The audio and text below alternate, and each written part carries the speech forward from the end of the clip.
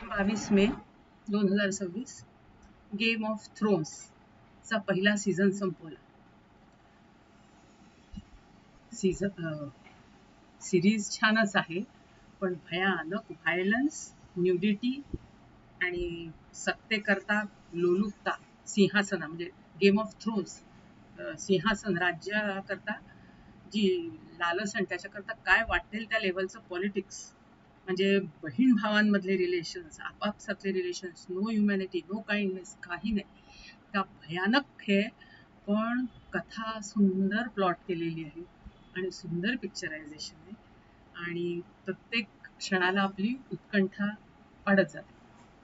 तर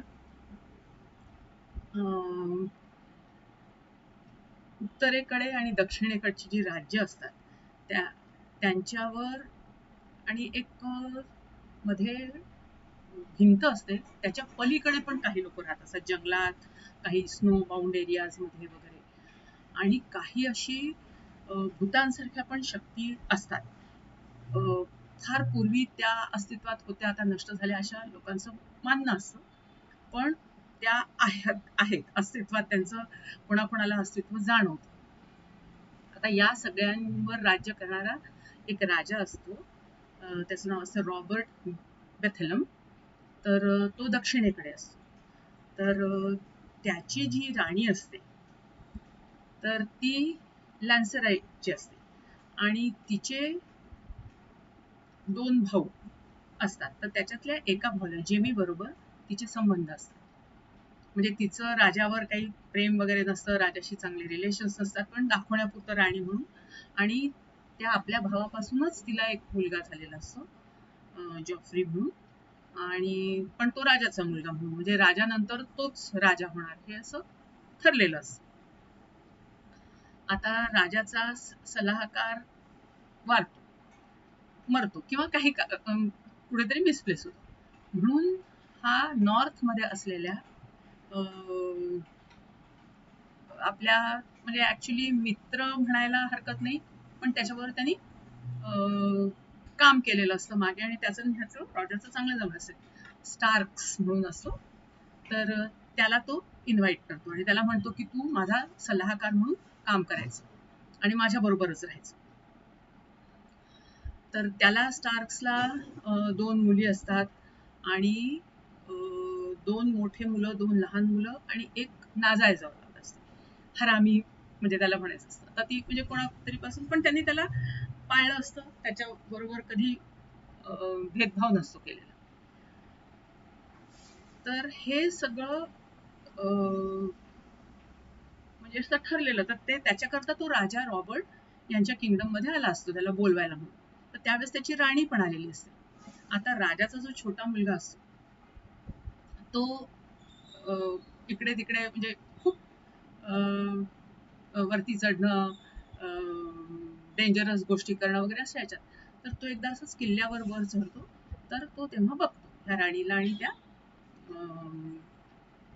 म्हणजे त्या भावाला, जेमीला, सेक्स करताना. आता पकडल्या गेल्यामुळे मग हे लोक, तो जेमी काय करतो, त्याला तिथून धक्का देतो, तो पडतो खाली. यांना वाटतं मरेल तो, पण तो जखमी होतो, सिव्हिअर जखमी होतो, पाय लंगडा वगैरे होऊन जातो त्याला. तर म्हणजे आधी किती वेळ होश मध्येच नसतो वगैरे वगैरे. तर यांना वाटतं तो मरेल, आपलं गुपित राहील, पण ते गुपित म्हणजे लगेच तो सांगत नाही, पण ते गुपित नंतर राजाला कळालेलं असतं की ह्या कारणास्तवच, म्हणजे जेव्हा इन्क्वायरी करतात, विचारपूस करतात, तेव्हा ते कळतं त्यांना गुपित की ह्यांनी या दोघांना बघितलंय आणि त्याच्यामुळे त्यांनी धक्का दिला आणि हा पडला. आता याला बरं व्हायला बरेच वेळ लागणार, असं हा लंगडा बेडवरच असतो.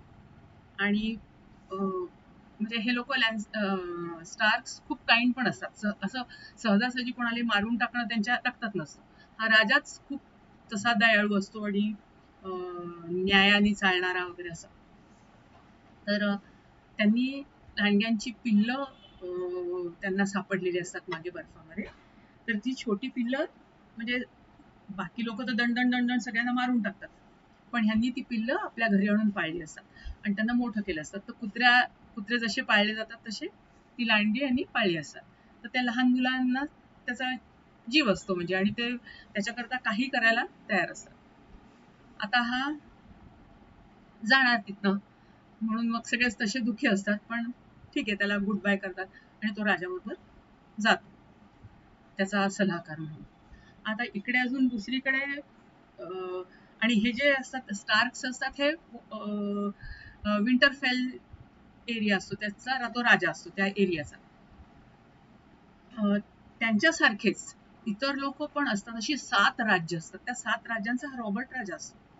तर असेच एक असतात की ज्यांना टँजरिन्स म्हणतात. तर त्या टँजरिन्सचं असतं की ते ड्रॅगनचे वंशज आहे असं मानलं जातं.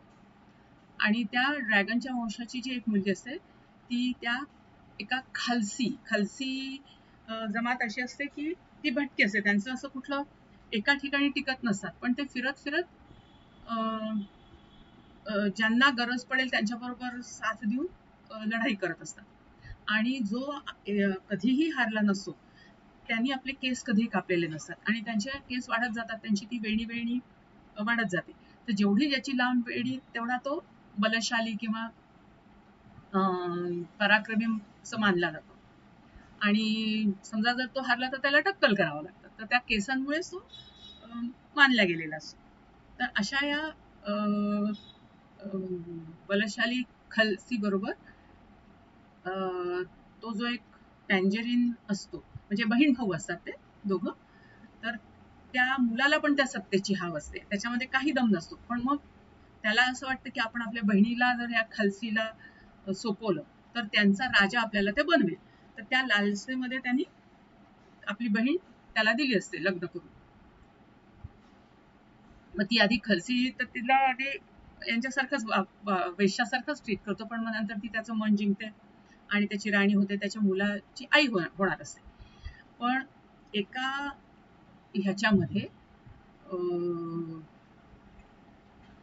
त्याला तो खलसी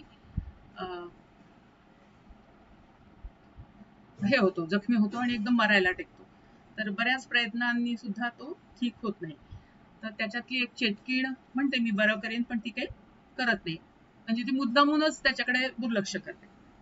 आता तो मेल्यावर त्यांच्याकडे अशी प्रथा असते की एक तर तुम्ही दुसऱ्या खलसी राजाशी लग्न करून खलसी व्हायचं, आणि नाही तर मग त्या राजाबरोबर सतीसारखं म्हणजे जळून जायचं. तर ही म्हणते मी दुसऱ्या कोणाशी लग्न करणार नाही, मी त्याच्याबरोबर जळीन, कारण तिचं दुसरं कोणावरच प्रेम नसतं आणि तिला माहित असतं की आपण या वंशाचे आहोत, म्हणजे ड्रॅगन्सचे, तर आपण कधीच मरू शकत नाही, जळू शकत नाही. तर ती म्हणते मी सती जाईल, आणि मग ती सती जाते. पण मग तेच दुसऱ्या दिवशी जेव्हा सगळे बघतात तर ड्रॅगन्स जन्माला आलेले असतात तिच्या अंगावर, आणि ती तशीच राहिलेली असते. मग सगळेजण नतमस्तक होतात आणि तिला मानतात आपली क्वीन, म्हणजे ही आमची नवीन खलीसी म्हणून. तो अध्याय तिथे संपतो. आता इकडे या लँचेस्टर्सना जेव्हा कळतं की ही प्रेग्नंट आहे आणि हे, तर ते लोक तिला, म्हणजे रॉबर्ट पण म्हणतो, रॉबर्टचे काही सल्लागार पण असतात, म्हणजे जसं ह्यांनी हा सल्लागार म्हणून दिलं असतं तसं त्याचे काही एक किन्नर असतो, त्याच्यात अजून एक 2-4 जण असतात, लिटिल फिंगर वगैरे. तर ते नेहमी राजाला चुकीचीच सल्ला म्हणजे देत असतात. तर ह्याला जेव्हा कळतं की ही प्रेग्नंट आहे आणि तिला बाळ होणार आहे, तर ते म्हणतात की मग खलीसी अजून स्ट्रॉंग होती, तर तिला त्या टँजरीन मुलीला मारून टाका असं म्हणून तिने ऑर्डर दिलेलं असतं. पण जेव्हा तो त्यांचा माणूस जातो आणि तिला असं काहीतरी प्यायला, म्हणजे तो असं दुकानच थाटलेलं असतं त्यांनी, आणि म्हणतो की हे स्पेशल तुमच्या करताय वगैरे, तर तर तिचा एक बॉडीगार्ड असतो आधीच्या ड्रॅगनच्या फॅमिलीमध्ये, त्याला ती आवडत पण असते आणि तो एक असा म्हणजे एल्डरली प्रोटेक्टर म्हणून असतो तिचा. तर तो म्हणतो की त्याला म्हणतो की तूच पी आधी, मी तर पिनच तिला द्यायच्या आधी, पण तू पी. तर तो पळतो आणि मग तो हे लोक त्याला पकडतात आणि मग त्यांना कळतं की या राजाने हिच्या मागे पाठवलंय. तर ते लोक म्हणतात की आता हे तुझ्या मागे लागणार सारखे, त्याच्यामुळे तू आता सावधान राहायला पाहिजे. आता इकडे हे लँचेस्टर जे असतात, त्याच्यातला तो जिमी भाऊ असतो, अजून एक भाऊ असतो आणि एक बॉना असतो, भुटका. तर त्याचे पण काही ना काही उद्योग चालू असतात. तर त्याला हे लोक जी स्टार्कची राणी असते, तर ती त्याला कैद करते आणि त्याला घेऊन आपल्या बहिणीकडे जाते आणि आपल्या बहिणीला म्हणते की म्हणत होतीस ना की तू मला मदत करशील यांच्या अगेन्स्ट मध्ये लढायला, तर म्हणे मी बघ ह्याला बंदी बनवून घेऊन आली. पण ती बहीण तोंडावर म्हणते नाही, मला माझ्या मुलाचं प्रोटेक्शन पाहिजे, मी अननेसेसरी लॅन्सेस्टरला आपले दुश्मन नाही बनवणार, याला आपण सोडून देऊया. पण मग ते कसं असं सोडून द्यायचं, तर म्हणे ठीक आहे, ह्याला आपण कोणाला तरी लढायला लावू आणि जर तो जिंकला तर त्याला सोडू. तर तो बोना म्हणतो माझ्याकडून कोण, म्हणजे त्यांनी आणि लालच दिलेली असेल लोकांना की माझ्याकडे खूप सोनं आहे, तुम्ही जर माझी मदत कराल तर मी तुम्हाला सोन्याने भरून देईन. तर मग एक जण तयार होतो त्याच्या बाजूने लढायला आणि तो याला हरवतो दुसऱ्या माणसाने. तर मग झालं, बोना म्हणजे तो बोना लॅन्सेस्टर फ्री होतो आणि मग तो आणि हा निघून जातात त्यांच्या किंगडम मध्ये. तर आधी ते लॅन्सेस्टरचे वडील आणि काका असतात ते ह्याला काहीच समजत नसतात, त्याला खूप हाडबूड केलेलं असतं. जेमी आणि यालाच मोठ्याला मान देत असतात. पण मग जेव्हा त्याला कळतं की हा कशा ट्रिक्स वापरून हे केलंय त्यांनी, तर ते म्हणतात ठीक आहे, तू पण आता आमच्याबरोबर लढाईत सामील हो. आणि मग ते त्याला पण फ्रंटवर घेतात लढाईमध्ये, कारण त्यांना कळलेलं असतं की स्टार्क्स येतात आहे म्हणून. तर स्टार्क्स ऍक्च्युली त्यांच्या करता नसतात आलेले लॅन्सेस्टर करता. त्यांनी इकडे त्यांना कळलं असतं की वडील जे आहेत त्यांचे, म्हणजे जे सलाहकार म्हणून राजाने बोलवलं असतं, तर राजा एकदा आणि हा स्टार्क एकटा राजाला म्हणत असतो की नको त्या मुलीला मारायला आपण, टँजेरिनला, पण हे सगळे बाकी अगेन्स्ट असतात. मग आता याला कसं फसवायचं किंवा याला कसं अडकवायचं. आणि परत त्या राणीला भीती असते की जॉफ्रीचं भेद म्हणजे आपल्या मुलाचा भेद या राजाला माहितीये स्टार्क्सला, तर त्यांनी तो उघड केला तर पंचायत होईल, म्हणून तिला कसंही करून त्याला अडकवायचंच असतं. त्याच्यामुळे मग राजा एकदा शिकारीला गेला असताना त्याला खूप दारू हे लोक पाजतात आणि मग त्या याच्यामध्ये लांडगा अटॅक करतो आणि मग राजा खूप जखमी होतो आणि त्या याच्यातच राजा मरतो.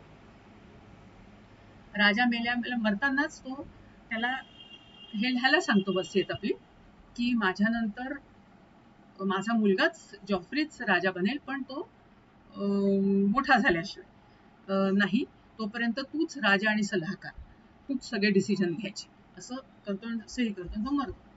तर तो मेल्यावर राजा हा दाखवत होतं, ते सगळेच लोक पलटून जातात, राणी आणि हे लोक फाडून टाकतात तो कागद आणि म्हणतात तू आमचं ऐकणार असला, तू आमचं सगळं मानणार असला तरच तुला आम्ही इथे हे करू, राहू देऊ, नाही तर मग तुझं मरण निश्चित आहे. तर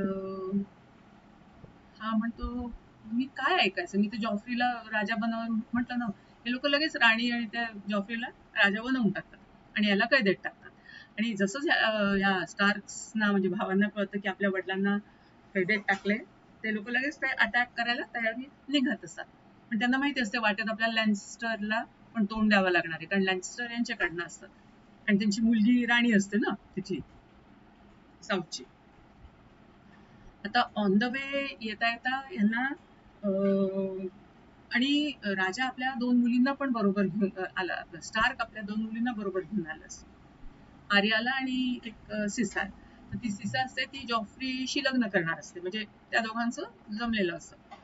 पण आता वडील मेल्याबरोबर हा म्हणजे तिच्याशी नुसतंच लग्न करणार असतो, जस मुलं पैदा करायला म्हणून, तिचं काही प्रेम बिम नाही.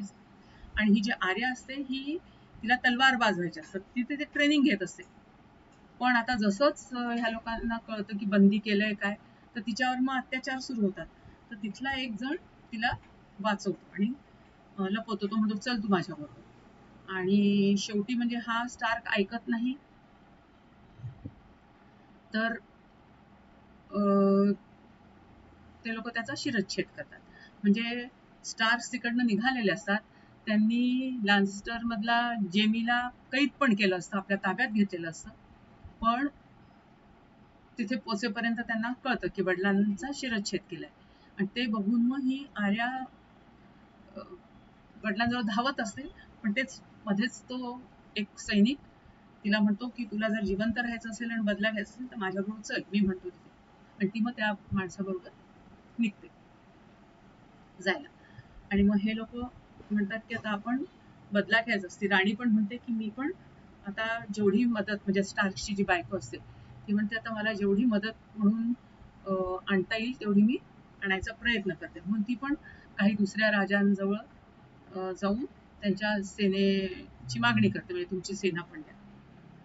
आणि इकडे ह्यांचा जो भाऊ असतो स्टार्स पैकी एक भाऊ, जो हरामी म्हणतात ज्याला, तर तो भिंतीच्या पलीकडे जे लोक स्नो बाउंड एरियाज मध्ये राहत असतात तर तिथे तो गेला असतो त्यांच्याबरोबर दुसरे काही काम करायला. तर तिथे पण त्याला जेव्हा कळतं वडिलांची हकीकत, तर तो पण बदला घ्यायला म्हणून निघतो. पण मग तिथे नियम असतो की तुम्ही एकदा त्या एरियात गेले की तुम्ही त्यांच्याच करता लढलं पाहिजे, तुम्हाला तिथून बाहेर पडता येत नाही. त्याच्यामुळे तो तिथे परत येतो. म्हणजे तो आता तिथे सध्या अडकलेला आहे. आणि जो छोटा असतो, जो लंगडा झालेला असतो वरून, ज्याला धक्का दिलेला असतो जेमिनी, त्याला स्वप्न पडत असतात काही काही. असा एक कावळा येतोय, ओरडतोय आणि तो त्याला कुठेतरी घेऊन जातोय, डायरेक्ट करतोय. तर तसंच तो हिला घेऊन जातो खाली एका गुहेमध्ये. आणि तिथेच त्याला त्याचा छोटा भाऊ पण दिसतो. तो म्हणतो, हो मला पण वडील इथे दिसले, वडिलांनी बोलवलं होतं, म्हणजे असं तो सांगतो. पण वडील काही नसतातच, वडील आता मेले असतात. आणि तो जॉफ्री इतका दुष्ट असतो की त्यांनी त्या राजाबरोबर, स्टार्क बरोबर इतर लोकांनाही मारलेलं असतं आणि त्यांचे मुंडके असे लटकवून ठेवलेले असतात.